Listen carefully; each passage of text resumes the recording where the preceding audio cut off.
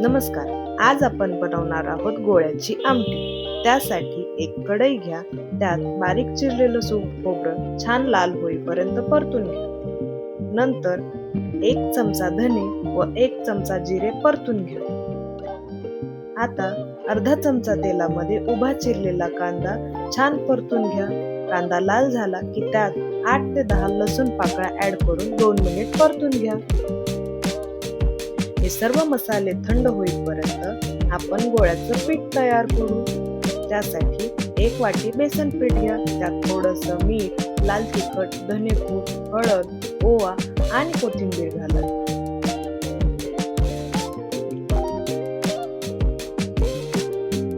त्यात पाणी ऍड करून अशा कन्सिस्टन्सीचं बॅटर तयार करून घ्या.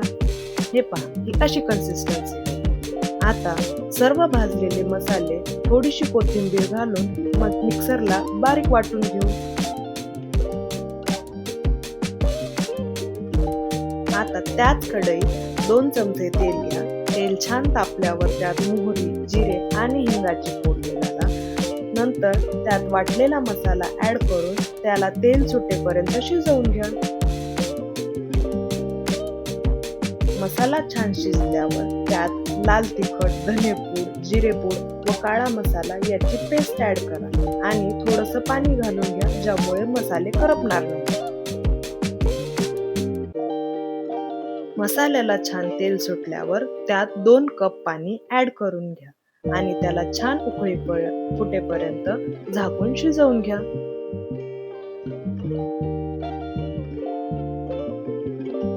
उकळी फुटल्यावर त्यात अशा प्रकारे गोळे सोडून घ्या आणि हे गोळे मंद आचेवर शिजवून घ्या. गोळे शिजायला 5 ते 10 मिनिटं लागतात.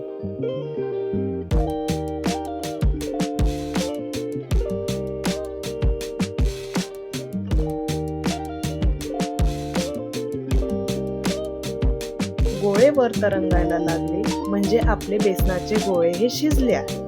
आता त्यावर थोडीशी कोथिंबीर घालून गॅस बंद करू.